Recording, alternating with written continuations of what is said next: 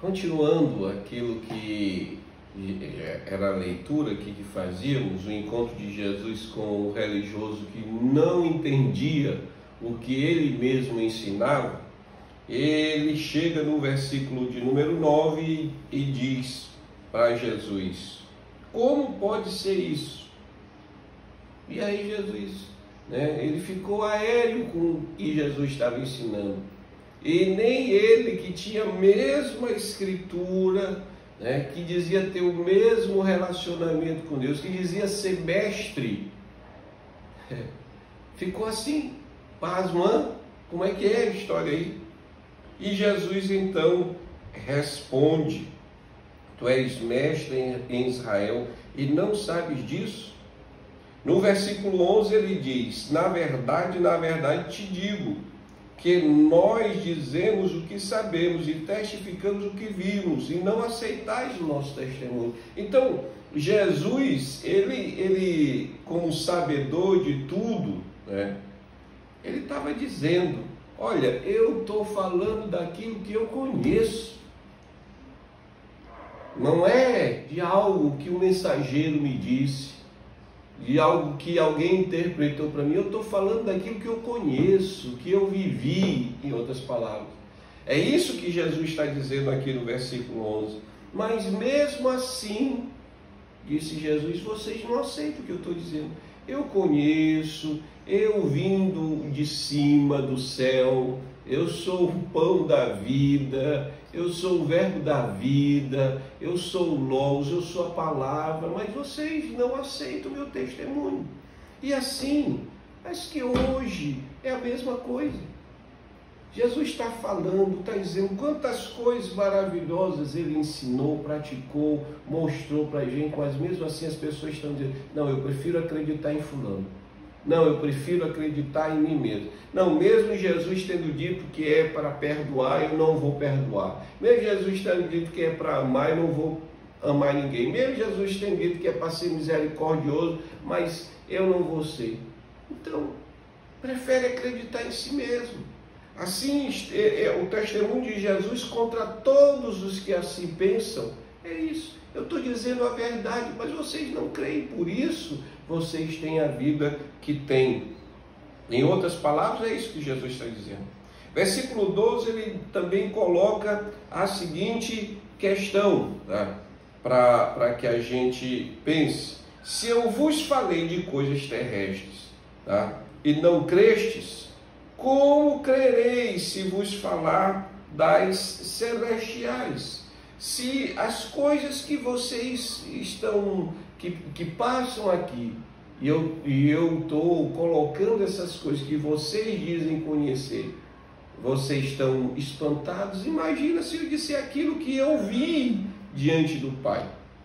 Então, Jesus, ele sabe o testemunho, ele vê tudo. Ele não é mensageiro, ele viu em loco, mas é muito difícil para aquele que é religioso ou para aquele que é um ser humano natural crer, entender, ter segurança na salvação, na verdade, no ensino de Jesus. Se o que deveria ser entendido e assimilado pela fé concernente à vida eterna, as pessoas ficam titubeando. O dom, o presente de Deus, Todo-Poderoso, não é entendido. Como entender então as outras dimensões celestiais? É isso que Jesus está dizendo aqui. E o que não pode ser descrito, porque não tem categorias para descrever, não tem paralelo, não tem algo que se possa comparar aqui neste mundo com relação à dimensão celestial, não pode ser descrito. Mas se eu for falar isso para vocês, pois que não existam nem essas palavras e nem esses modelos para assemelhar, aí mesmo é que vocês vão ficar boiando. Jesus coloca dessa maneira. Ele até, Jesus é irônico para com essas coisas, porque realmente é assim. O ser humano se arroga, o ser humano acha que pode e acha que entende tudo, e na verdade não entende coisíssima nenhuma. Tá? Então ele é claro. Se eu estou falando as coisas simples daqui desse mundo, vocês não entendem, tá? Quanto mais se eu falar da dimensão celestial.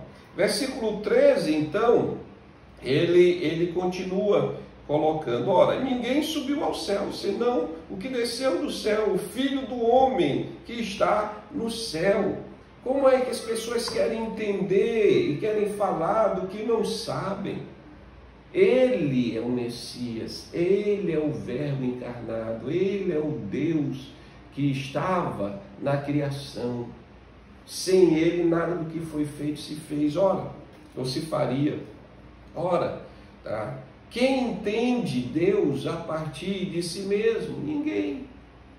Como é que eu posso, eu finito, chegar a algo que é infinito? Não tem como. Como entender o infinito se nós somos finitos? Qual dos mensageiros viu Deus? Nenhum. Nem Moisés, nem Adão chegou a vê-lo antes mesmo de pecar. Ninguém conhece Deus senão Deus, é óbvio. E Jesus está dizendo aqui justamente isso, olha, tá? Eu sou Deus. Eu sou Deus. Ninguém conhece Deus a não ser Ele mesmo. Assim como ninguém conhece você a não ser você mesmo.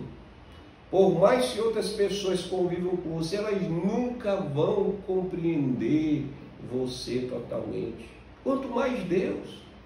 Se conosco é assim, quanto mais Deus. Mas por que nós não prestamos mais atenção àquilo que Jesus falou? A gente procura mestres humanos que são finitos, ao invés da gente ir na fonte que é Jesus. Jesus, mais uma vez, é irônico para com isso. Um líder que não entende o que ensina. Então, o versículo de número 14, ele ainda coloca a seguinte coisa: e como Moisés levantou a serpente no deserto, assim importa que o Filho do Homem seja levantado. Ora, ninguém subiu ao céu, ninguém é Messias, mas o Messias, o Salvador, vai ser levantado na cruz. Ele já está falando da sua morte, do tipo de morte que ele iria ter. E então ele volta a falar de salvação, de dom de Deus, de vida eterna, de presente. Então no versículo 15 ele diz: olha, todo aquele que nele crê, no Filho do Homem, tá? Não perece, mas tem a vida eterna. Então, a salvação, ela tá fincada nisso. Enquanto Jesus fala de vida interior, enquanto Jesus fala de salvação, de eternidade, o que a religião aponta? Ela aponta só para as coisas desse mundo. São bens materiais. Porque tem de fazer isso para agradar a Deus, tem de fazer aquilo para agradar a Deus. E Jesus está dizendo: Ele é o autor da vida e Ele é quem morre, é quem dá a sua vida, é quem é levantado, conforme aconteceu no deserto, quando Moisés levantou uma serpente no madeiro para que todo aquele que olhasse para aquela serpente fosse salvo. Quem olhou diante daquele chamado foi salvo, quem não olhou, não quis a cura, achou que poderia tirar o veneno de uma outra maneira e por causa disso não quis o conselho de Deus. Então a gente observa aqui que aquilo que Deus tem para nós é a vida eterna. Quando a pessoa se sabe perdoado eternamente, quando a pessoa se sabe amado eternamente, quando a pessoa se sabe salvo, ele está então pronto para toda boa obra, como Paulo diz. Que a gente, quando entende esse chamado, passa a agir em novidade de vida, nós fomos resgatados das trevas para o reino do Filho do seu amor, pelo amor divino, para que a gente dê frutos, para que a gente esteja fazendo realmente aquilo que seja o fruto de uma nova vida, boas obras, conforme o Filho do Homem nos ensina. E aí ele fala um dos versículos mais conhecidos que nós temos pela humanidade, aquilo que a Bíblia diz: porque Deus amou o mundo de tal maneira que deu o seu Filho unigênito, para que todo aquele que nele crê não pereça, mas tenha a vida eterna. É um dos versículos mais conhecidos que nós temos. É um versículo que fala de amor, é um versículo que fala de salvação, de vida eterna, baseado em quê? Em boas obras. Baseado em quê? Em devocionais, em obras religiosas. Não, baseado na fé. Quem se apropria disso vive de maneira diferente, descansado, vive tranquilo, seguro. E uma pessoa dessa maneira vai dar muitos frutos. A pessoa que se sabe amada, salva, perdoada por Deus, vive uma vida diferente. Vive uma vida diferente, uma vida de paz, de tranquilidade, calmo, sereno e tranquilo, como já dizia uma música antiga. Versículo 17, ele continua: porque Deus enviou o seu Filho ao mundo, não para que condenasse o mundo, mas para que o mundo fosse salvo por ele. Será que é difícil entender isso? Eu não sei como é que as pessoas hoje se alegram aí, quando ouvem dessa questão da pandemia, e para dizer: olha aí, isso aí é Deus castigando. Olha esse versículo. Para que Jesus veio? Jesus veio foi para nos salvar, não para condenar. Jesus veio não foi para castigar. Apesar de que ele é o único, de fato, que pode julgar o mundo, nesse momento não é isso. Mas tudo as pessoas vivem colocando Deus no meio como se fosse alguém que amaldiçoasse, que trouxesse os flagelos. Tudo cai na costa dele. E não foi isso. Nós vivemos um tempo de graça, de salvação, que nós deveríamos estar quebrantados diante dessa salvação maravilhosa. Mas as pessoas, ao invés de enxergar o amor de Deus, só enxergam condenação. E muitos até querem fazer, às vezes, daquele que condena, que quer fazer a separação entre o joio e o trigo. Nós não fomos chamados para isso. Nós fomos chamados para dizer a todos: reconciliai-vos já, porque Deus amou o mundo, porque Deus enviou Jesus ao mundo, não para condenar, para que o condenasse, mas para que fosse salvo por ele. Ora, quem nele crê, diz o versículo 18, não é condenado. Quem não crê já está condenado, porquanto não crê no nome do unigênito Filho de Deus. Essa salvação é tão ampla, é tão maravilhosa, que tem a ver com isso. Você pode continuar o seu estilo de vida? Pode. Você pode se matar, estragar a sua vida? Pode. Mas Deus é tão bom que Ele está dando uma oportunidade de graça, de perdão para você. Por que tanta crise no mundo? O mundo poderia até, mesmo decaído, mesmo errando, poderia ter uma pacificação de vida muito maior, uma centralidade de vida maior, um ajustamento muito maior. Mas até mesmo aqueles que estão na igreja não entenderam isso.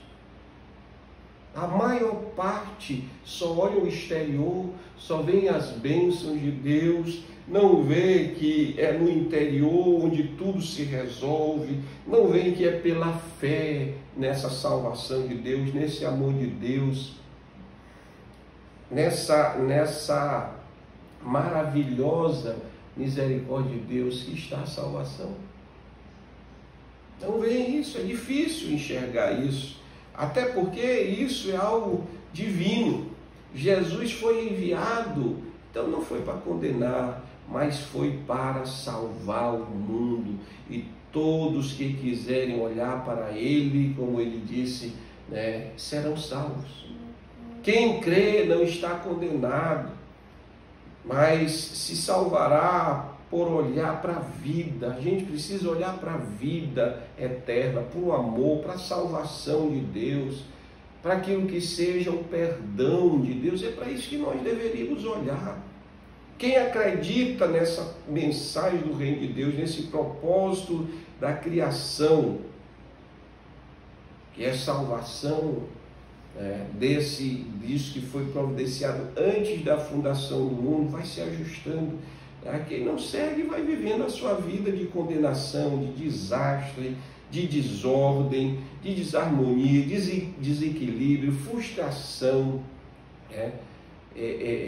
uma psicologia totalmente invertida, de culpa, de tantas coisas que é triste. Uma vida dessa é insegura, é triste. Então ele diz isso aqui de uma maneira muito categórica. Vive esta vida de condenação. E a condenação é esta. Qual é? Simples assim. E aqueles que se dizem conhecedores da verdade estão piores ainda. Porque olha só o que o versículo 19 diz.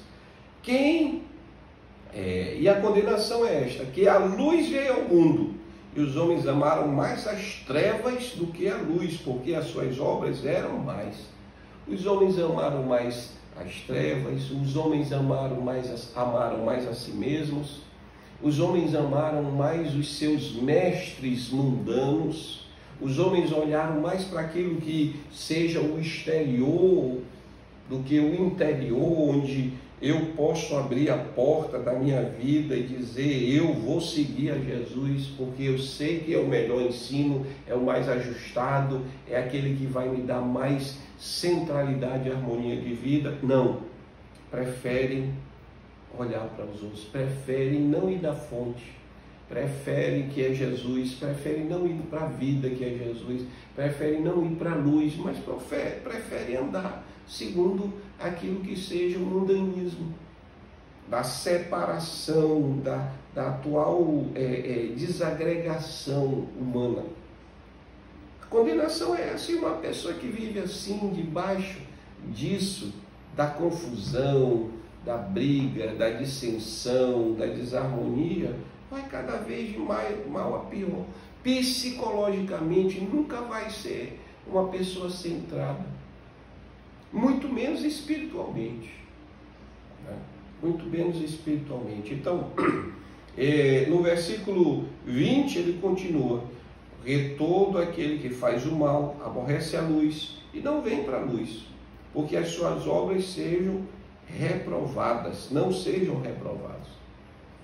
Então é óbvio, quando a gente anda assim debaixo da escuridão, a gente vai bater cabeça, a gente vai sofrer muito, tá?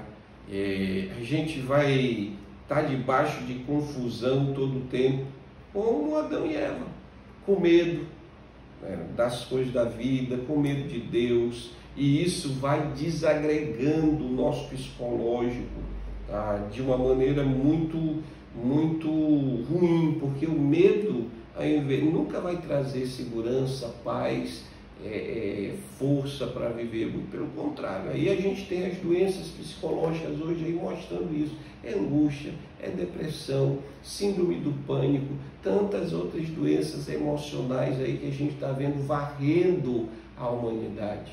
O medo que vai desestruturando a todos de viver. Medo, levando então até suicídio, sejam adolescentes, sejam jovens, sejam adultos. E quanto mais a gente vai adentrando na história humana, mais a gente vai vendo isso. Quanto mais tempo passa, a gente vai vendo os seres humanos sem respostas e não aguentam o tranco. Isso é a confusão, isso é a condenação que cada um traz para si mesmo. É culpa de Deus? Não.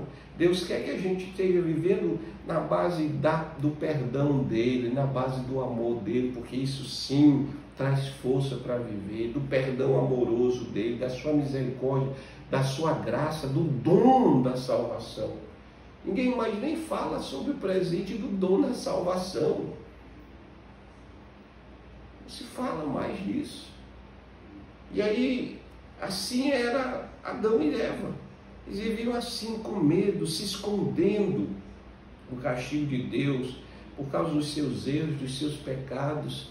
E quanta morte e destruição isso não trouxe para a vida deles. E na continuidade da humanidade, você e eu sabemos disso. Sabemos da nossa desagregação, dos nossos problemas, das nossas dificuldades. E a gente deveria estar indo, andando era debaixo dessa luz de Jesus que traz tanta beleza para a nossa vida. Então, é a confusão. Todo aquele que faz o mal aborrece a vida, a luz, o bem, a segurança. Não quer vir para a luz porque não resiste. Não resiste. Mas quem pratica a verdade vem para a luz, a fim de que as suas obras sejam manifestas. Tá? Vem para a luz, está bem com a vida.